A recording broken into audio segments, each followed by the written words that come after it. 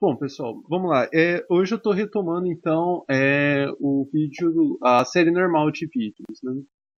Eu parei com esse problema aqui. O que acontece? Qual que é o problema? O capital menos produtivo, que é o capital um, ele tem 40, foi investido 40, vamos supor, R$ 40 em capital constante e 60 em capital variável. Ou seja, ele usa mais mão de obra do que o capital 3 e usa menos maquinário do que o capital 3. Então, é isso que eu estou chamando de um capital menos produtivo. Esse exemplo aqui ele é problemático porque eu estou tratando todos eles como investindo 100. Então é 40 mais 60, 50 mais 50 e 60 mais 40. Todos eles estão investindo R$ 100. Um exemplo mais real, o capital 3, por ser mais produtivo, ou ele teria que investir menos para produzir a mesma quantidade, ou investindo a mesma quantidade sem como capital 1, ele conseguiria produzir um pouco mais. Nesse exemplo aqui, para facilitar depois as contas, que a gente vai ter que fazer, vou fazer várias contas aqui, eu estou supondo que eles estão investindo a mesma quantidade e estão produzindo o mesmo tanto de mercadoria. Mas veja que mesmo assim apareceu aquele problema. O primeiro capital, como ele é R$ 60 em capital variável, ele gera um mais valor de 100% sobre o capital variável. Lembra, só a mão de obra, só o trabalhador que produz mais valor. Então, o primeiro capital, 60 em capital variável, gerou um mais valor de 60. 60 sobre 100 foi total investido, 60% de taxa de lucro. O segundo capital, 50% de taxa de lucro. E o terceiro capital, 40% de taxa de lucro. Então, o capital mais produtivo, o capital 3 gerou uma taxa de lucro menor. E o capital 1, menos produtivo, gerou uma taxa de lucro maior. Obviamente que não é assim que a coisa funciona na prática. Então, por que não é assim? A grande confusão aqui que acontece é principalmente quem lê apenas o volume 1 o livro 1 do Capital.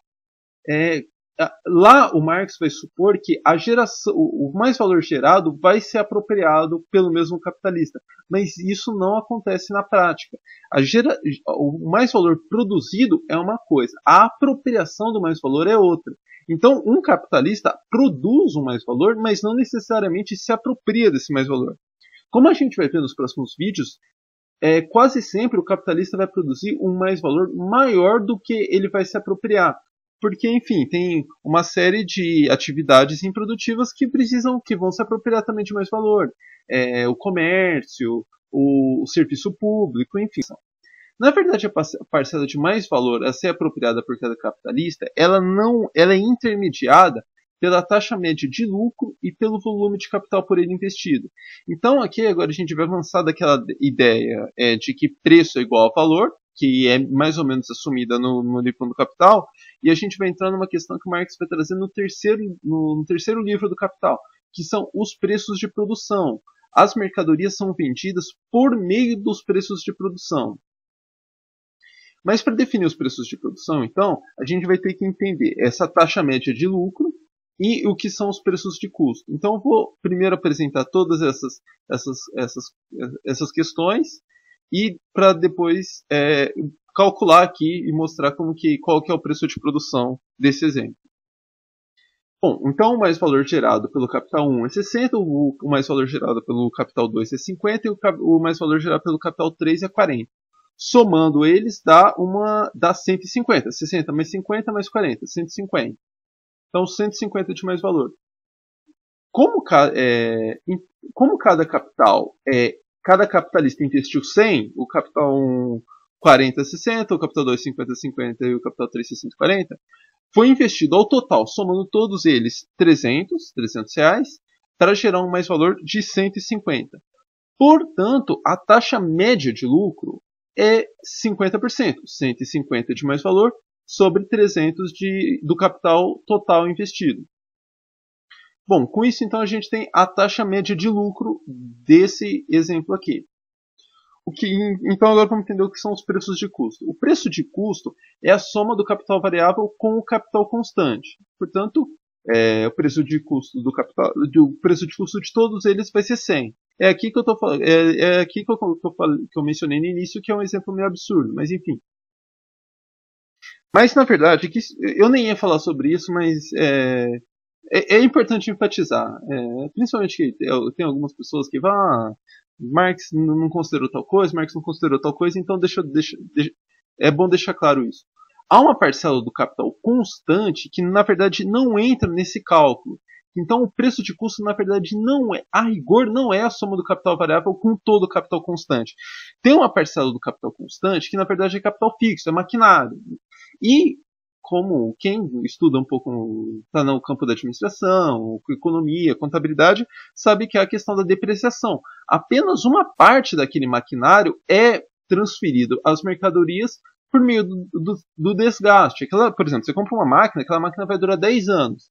E daí, se você produz, sei lá, anualmente, apenas um décimo daquele maquinário vai ser desgastado naquele ano e, portanto, vai ser transferido para aquela mercadoria.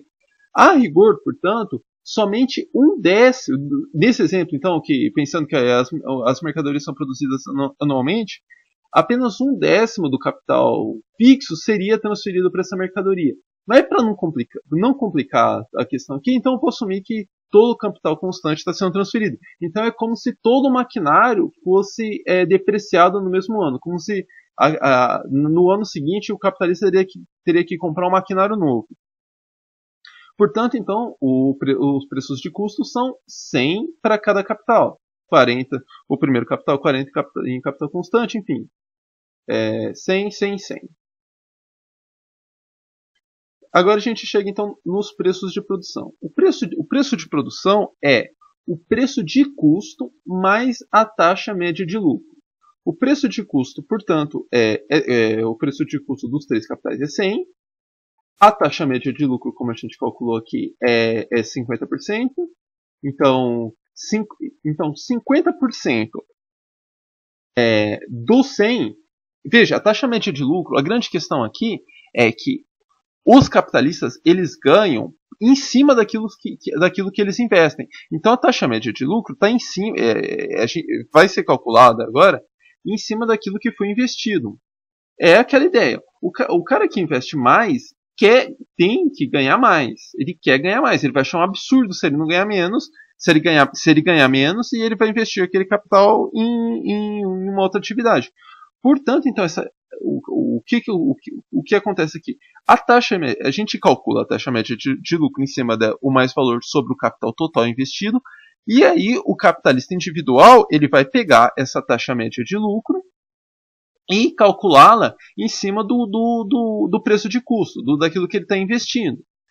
Como todos os capitalistas aqui investiram o mesmo tanto, 100, a taxa média de lucro também é a mesma, obviamente. Então vai ser 50% sobre 100, 100 de preço de custo, mais 50 reais, 50% de 100, dá um preço de produção de 150. 100 reais de preço de custo, mais 50 reais de taxa média de lucro, 150 reais. Portanto, se as mercadorias fossem vendidas pelos preços de produção, como eu vou mostrar no próximo vídeo, elas não são, quase sempre elas não serão vendidas pelos preços de produção, mas supondo que elas fossem vendidas pelo preço de produção, o capital 1 gerou um mais valor de 60 e apenas se apropria de 50. Enquanto o capital 3 gera um mais valor de 40 e se apropria de 50. Ou seja, o capital mais produtivo está se apropriando de parte do mais valor gerado pelo capital menos produtivo. Então lembre que a apropriação do mais valor é diferente do mais valor gerado. Bom, então vamos resumir. O que eu falei, o que eu tentei mostrar é como a diferença do nível de produtividade gera diferenças tanto na geração do mais valor, o capital menos produtivo gera um mais valor maior do que o capital mais produtivo, e também gera diferenças na apropriação do mais valor. O capital menos produtivo se apropria de uma fatia do mais valor gerado pelo capital menos produtivo. Agora vamos pensar numa questão mais geral. Nesse vídeo aqui é uma mera curiosidade, mas ela está presente lá no livro 3 do Capital. Como a tendência é que os capitais mais produtivos vão retirando da competição, vão tirando do mercado os capitais menos produtivos, porque, enfim, há uma série de questões que eu vou mostrar nos próximos vídeos, como os capitais mais produtivos vão poder achatar o lucro dos capitais menos produtivos, justamente que eles vão poder se apropriar do mais valor gerado por eles, enfim. A tendência é, então, predominar os capitais mais produtivos. Como os capitais produtivos geram uma fatia de mais valor menor do que os capitais menos produtivos, eles usam menos capital variável, usam menos, portanto, empregam menos trabalhadores e, portanto, geram mais valor menor. A tendência é que em relação ao capital investido, seja gerado um mais valor cada vez menor. Ou seja, a taxa de lucro vai ficando cada vez menor. Então temos o que o Marx vai chamar da lei da queda tendencial da taxa de lucro. Mas veja, isso aqui é só uma curiosidade. Eu para tratar essa questão aqui, eu estou pensando em tratá-la num dos próximos vídeos, mas aí eu teria que também trazer as contratendências, enfim, ela é uma questão mais complexa. O ponto aqui, o que eu queria realmente ter passado nesse vídeo é mostrado como as mercadorias não são vendidas pelos seus valores, como há uma diferença entre preço e valor. Na verdade, essa diferença para a sociedade como um todo, não há. O que eu estou mostrando aqui é que os preços de produção estão em relação ao valor. Essa diferença aparece para os capitais individuais. Lembra, o capital 1 ele gera um valor de 100 mais 50 de mais valor, ele gera um valor de 160, mas o preço de produção dele vai ser 150. Enquanto o capital 3 gera um valor total de 140, 100 que ele investiu mais 40 de mais valor, enquanto o preço de produção dele vai ser 150. Ou seja, saiu 10 do capital 1 para o capital 3. Ou seja, a massa pensando aqui que esses três capitais representam a sociedade como um todo, continua havendo uma identidade entre preço e valor. A única diferença do preço de produção, ela se dá na esfera dos capitais individuais. Nos próximos vídeos eu vou mostrar que a questão não se encerra por aí. Entra aí toda a questão dos preços de mercado, que vai permitir que de vez em quando a massa total de mais valor gerada não corresponda aos preços. Enfim, mas aí é questão de oferta e demanda. Bom, então para encerrar, eu vou fazer dois pedidos. Para aqueles que podem contribuir com isso. Primeiro feedbacks. Como eu não conheço as pessoas que estão acompanhando os vídeos, eu sei que parece que está tendo um público mais ou menos fixo. Os vídeos que eu estou postando no YouTube estão tendo fixo mesmo, acho que umas 50 visualizações. Alguns têm mais, mas basicamente eu acho que todos eles têm ficado não tem ficado abaixo de 50. E no Facebook eu acho que deve estar chegando em 300, mas o Facebook eu nem tenho muito controle se de fato as 300 pessoas estão assistindo os vídeos ou se dispara automaticamente. Enfim, não importa a quantidade.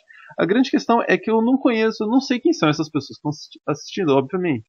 Então, eu também não tenho noção do nível em que vocês estão, se vocês estão acompanhando, lendo os livros, se não estão. Portanto, o feedback é fundamental para que eu consiga fazer o trabalho mais coerente com a necessidade de vocês. Portanto, me avise se eu estou sendo muito repetitivo ou se eu estou passando muito rápido pelos temas. Algumas pessoas já me falaram que algumas vezes eu sou muito lento. Eu recomendo para todo mundo que está assistindo esse vídeo no Facebook e pensa isso, que assista no YouTube, que no YouTube tem a opção de acelerar o vídeo. Eu, por exemplo, só assisto os vídeos ou na velocidade 1,5 ou na velocidade 2. Dá para acelerar bem e aí, enfim, aí obviamente que vai ficar mais rápido. Agora, quem está achando muito mais rápido não tem essa opção, portanto eu prefiro fazer um pouco. Estou tentando fazer um pouco mais lento, não sei se eu estou conseguindo, para que quem está achando, quem porventura seja mais rápido consiga se adaptar à velocidade. Mas enfim, eu posso estar sendo um pouco repetitivo, eu posso estar não dando o exemplo necessário, sendo confuso, enfim, o feedback de vocês vai me ajudar. E também as questões. Eu espero voltar a fazer mais vídeos, como o que eu postei na semana passada, respondendo a questões. E agora, adicionando, eu não tinha comentado isso, essas questões, elas podem não necessariamente ser sobre o capital. Como eu não sei quem são as pessoas que estão assistindo, alguma pessoa pode ter caído aqui de paraquedas e falar, tem algumas curiosidades sobre questões básicas do marxismo. E aí, aos poucos, eu vou também abordando essas questões. Então, eu não sei o que é ontologia, a diferença de ontologia e gnoseologia.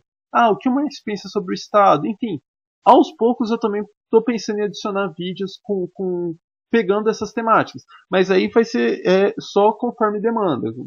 Conforme vocês que estão assistindo aí vão me passando essas questões. Bom,